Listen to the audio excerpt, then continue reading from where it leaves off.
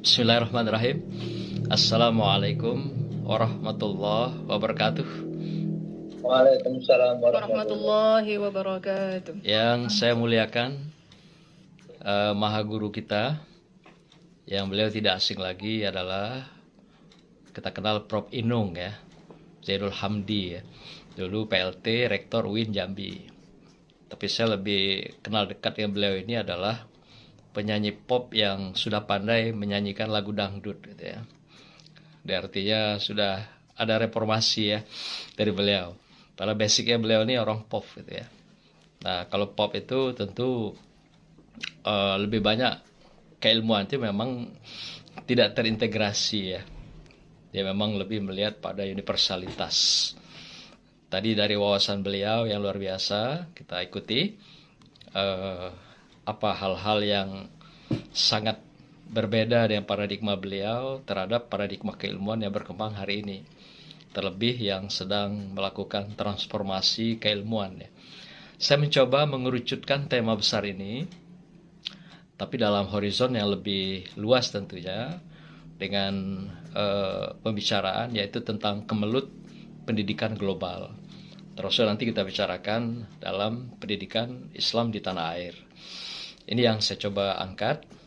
Tentu saya melihat dari perspektif pendidikan Islam di dunia ya. Juga nanti dalam kasus-kasus dalam pendidikan Islam di tanah air. Tadi sudah sangat banyak disampaikan oleh Prof. Inung bahwa beliau sebenarnya tidak sepakat adanya integrasi itu.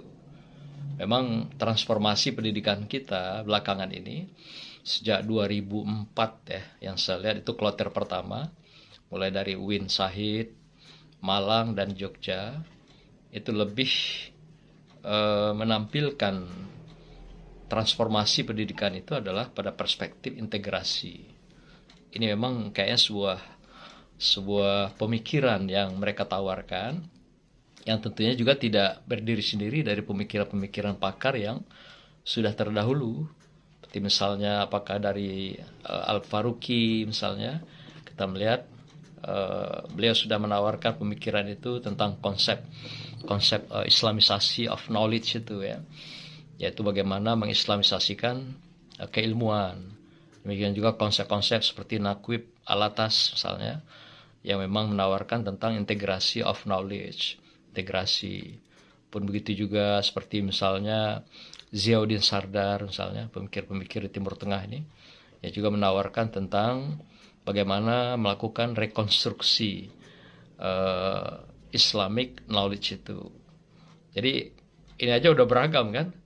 Ada istilahnya rekonstruksi, ada istilahnya islamisasi, ada istilahnya integrasi gitu. Nah hal-hal ini tentu juga menggelitik para pakar pendidikan kita, pakar daripada pimpinan pendidikan kita dari sekian banyak konsep itu. Jadi kalau tadi Prof. Inung tidak sepakat melihat dari perspektif itu ya, tentu juga ini adalah sebuah hal yang sangat normatif, karena juga dengan sudah puluhan tahun kita saksikan sejak 2004 sampai hari ini, itu sudah berjalan berarti berapa itu? Hampir 21 tahun ya. Ternyata juga pendidikan kita begitu-begitu juga gitu. Apakah sudah terjadi integrasi itu? Enggak juga. Apakah sudah terjadi islamisasi keilmuan keislaman itu dengan umum atau modern? Enggak juga. Ternyata saya melihat tetap saja dia bagaikan dua sisi dari mata uang yang berbeda gitu. Tidak bisa bersatu, tidak bisa memang apa yang menjadi basic background keilmuan masing-masing itu seakan dipaksakan harus diislamkan. Ternyata juga tidak bisa. Seperti yang disampaikan Prof. Inung tadi. Memang pangkal semuanya adalah dari filsafat. Inilah yang turun menjadi scientific atau sains, kemudian sosial, psikologi, manajemen dan sebagainya. Saya perlu melihat konstruk kurikulum pendidikan dunia. Sampai hari ini dua kurikulum yang menguasai jagat raya kita. Pertama adalah model kurikulum Anglo-Saxon. Itu dikembangkan di rata-rata di kawasan Amerika. Ada juga sebagian di beberapa negara Eropa. Nah, model kurikulum ini dia lebih pada istilahnya itu grassroots, akar rumput. Maka itu sistem pendidikannya adalah model desentralistik, otonomi. Jadi model-model pendidikan Anglo-Saxon ini banyak dikembangkan umumnya di Amerika. Dan itu juga banyak diadopsi di negara-negara Asia, termasuk kita. Rata-rata itu menggunakan dengan Anglo-Saxon ini. Apa ciri-cirinya? Dia mengembangkan sampai ke ranah belajar, itu adalah pada posisi pembelajaran berbasis peserta didik atau student center gitu. Jadi dia memberikan bagaimana menggali potensi-potensi anak dari bawah. Sehingga peran guru hanyalah guidance, memberikan jalan untuk anak-anak mendapatkan pengetahuan dan mendapatkan pengalaman belajarnya. Ini model-model yang dikembangkan oleh sistem Anglo-Saxon ini. Model kedua itu kita kenal ada namanya continental system. Continental system itu lebih banyak pada negara-negara Eropa, umumnya Inggris, awalnya Inggris. Nah, model Inggris ini dia mengembangkan model sentralistik dengan kurikulumnya. Ini mungkin sedikit banyak dipengaruhi oleh sistem kenegaraan ya. Karena negara kan feodal ya, memang kerajaan. Jadi sistem sentralistik ini memang mendominasi daripada pendidikan dan sampai pada kurikulum. Sehingga hampir semua sistem pendidikan yang mereka bangun itu serba sentralistik. Jadi enak sekali mereka mengatur dari atas sampai ke bawah gitu. Akan berbeda dengan Anglo system. Dengan desentralistik, mereka berikan kewenangan-kewenangan, kebijakan-kebijakan makro, mikro, pendidikan itu pada daerah-daerah atau bagian-bagian daerah yang berada di bawahnya gitu. Apa yang membedakan dua sistem ini? Kalau misalnya di Anglo-Saxon itu dia memang tidak terlalu mengedepankan gelar. Jadi kalau yang model Anglo-System mereka pendidikannya nggak panjang gelar ke belakang gitu.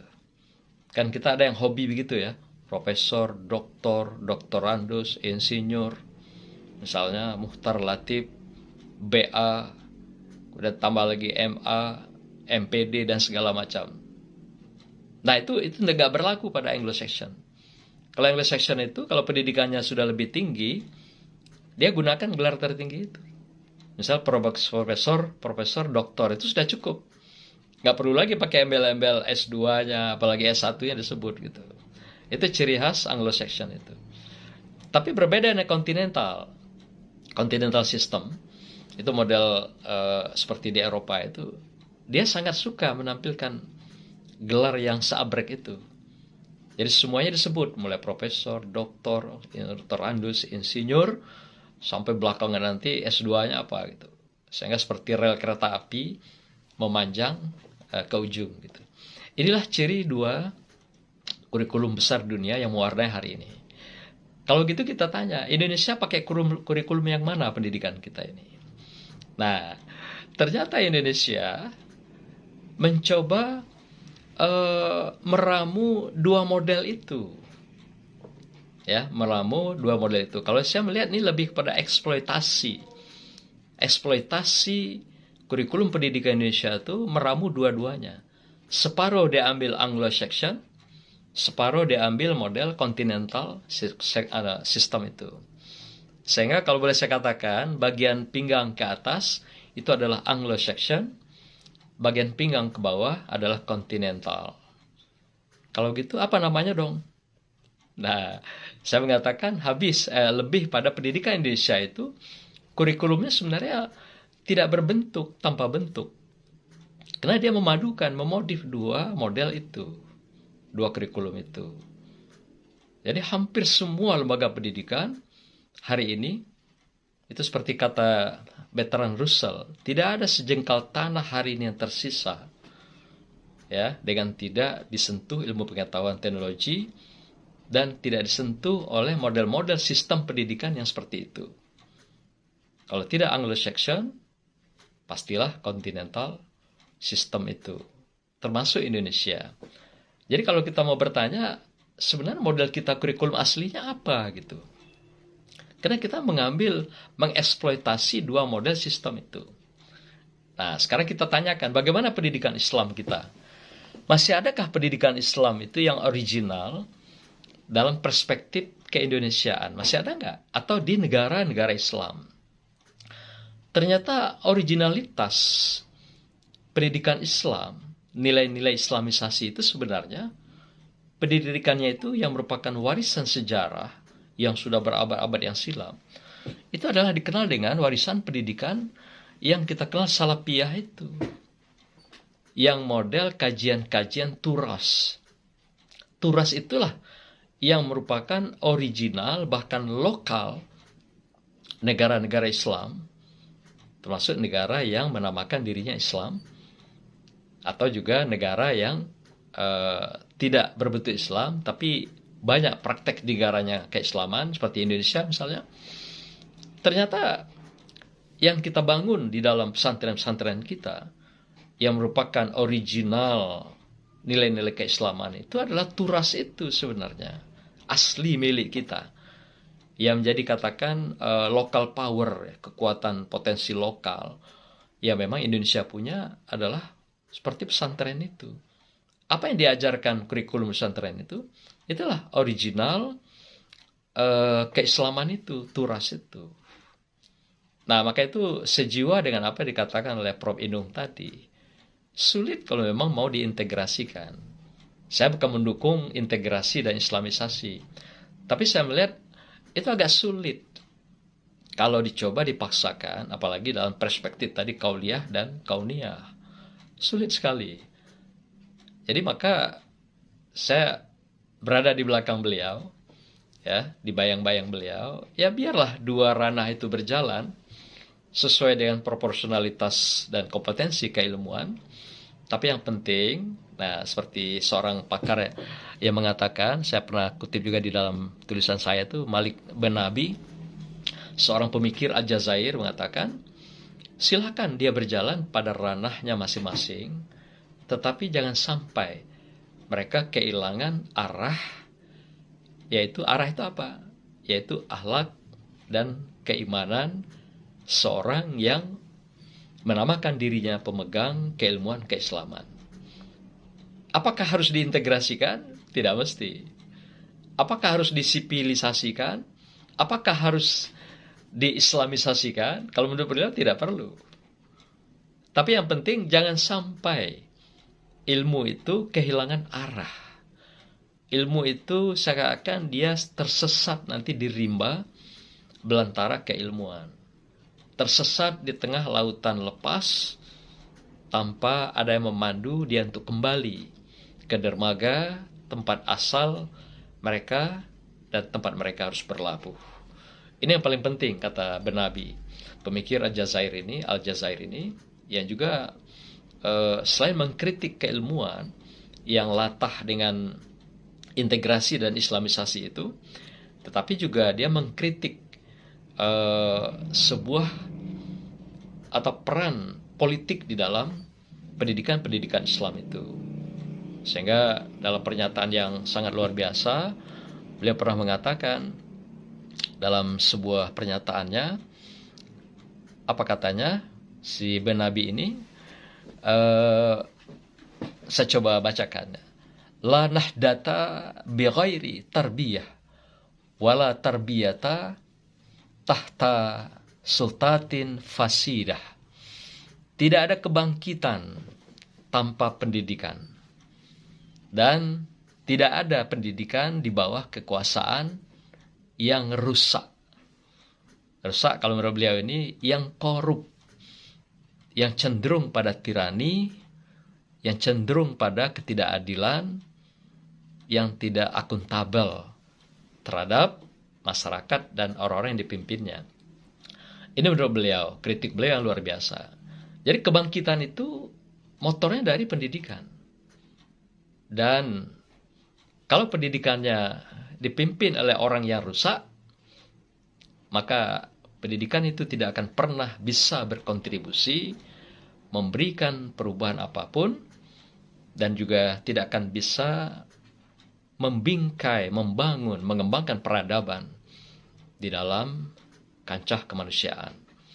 Nah, pendidikan esensinya, kata beliau, adalah kita membingkai peradaban, membangun peradaban.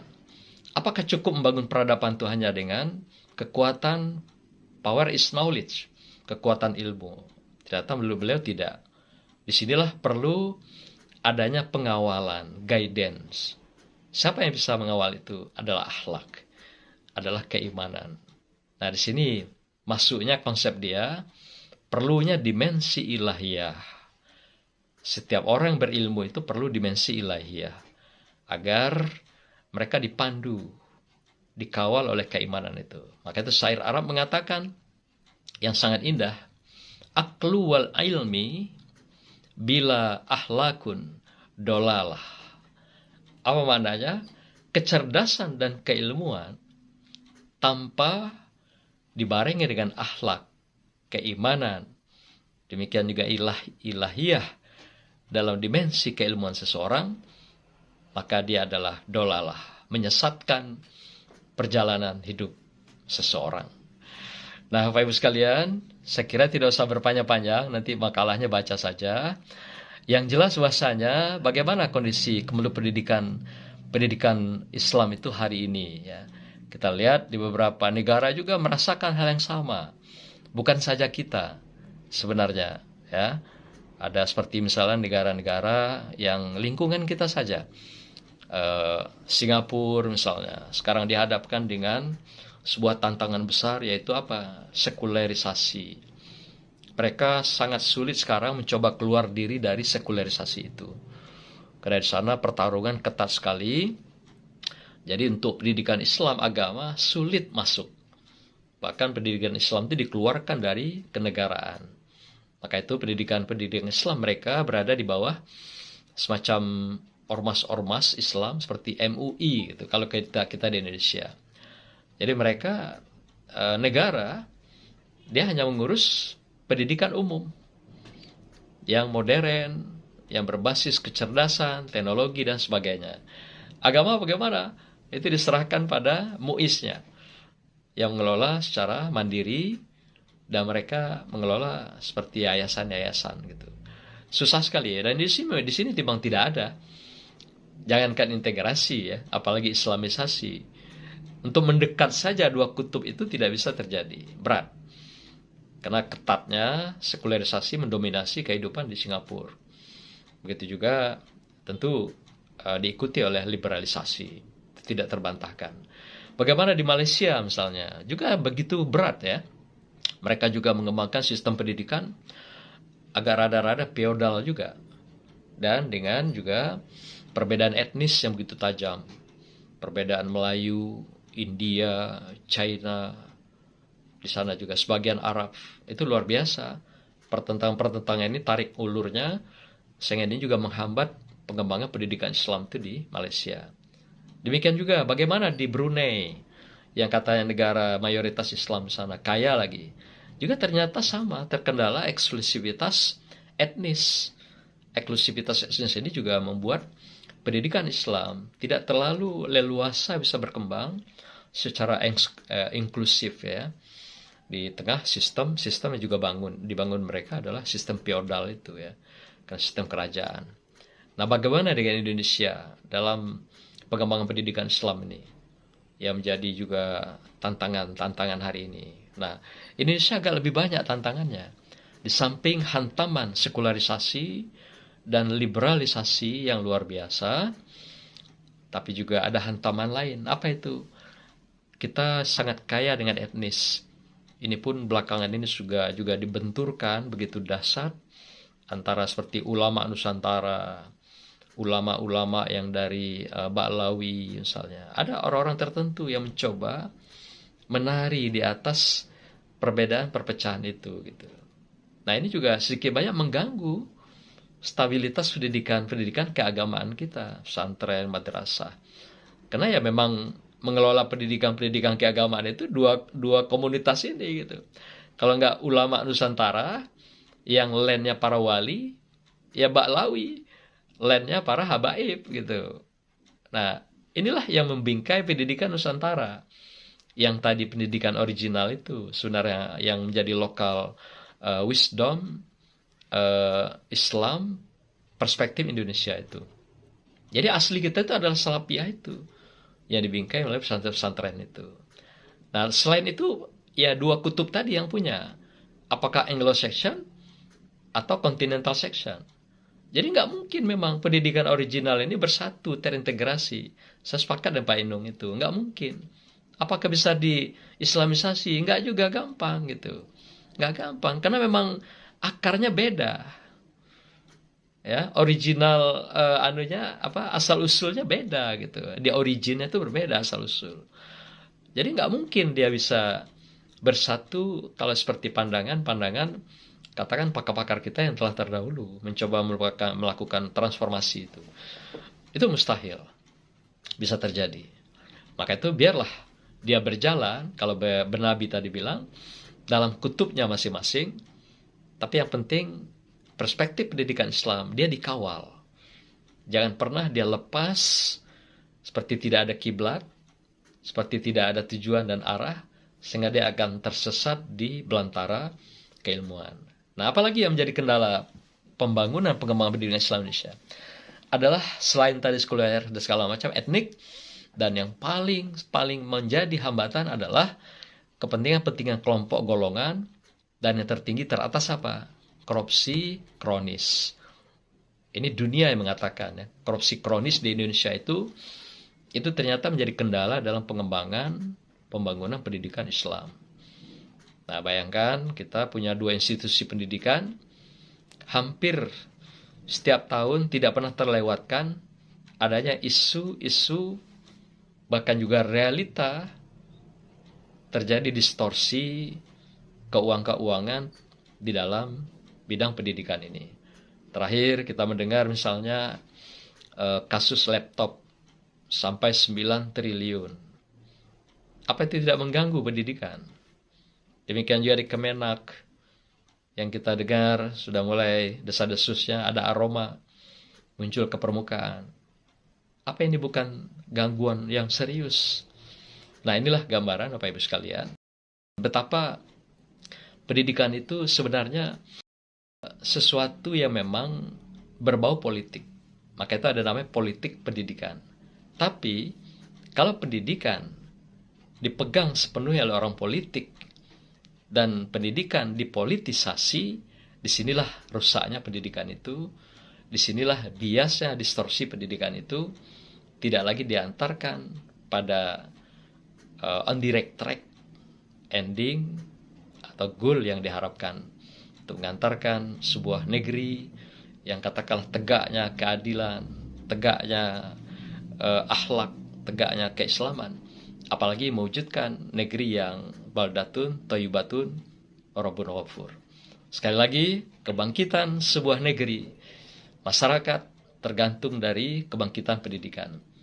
Pendidikan tidak akan pernah bangkit kalau dipolitisasi oleh politik kekuasaan untuk kepentingan kelompok dan golongan yang sifatnya penuh dengan untung rugi, penuh dengan sesuatu yang ingin dicapai untuk kelompok dan golongan, dan tujuan pendidikan tidak pernah tercapai. Termasuk pendidikan Islam sendiri akan tetap berada stagnan di tempatnya sampai akhir pembangunan sebuah negeri yang kita cintai, kita banggakan. Sekira demikian pengantar untuk mengiringi suhu kita saja, Prof. Inung. Semoga mencerahkan kita semua. Barakallah. Wassalamualaikum warahmatullahi wabarakatuh. Waalaikumsalam warahmatullahi wabarakatuh. Kita berikan tepuk tangan yang meriah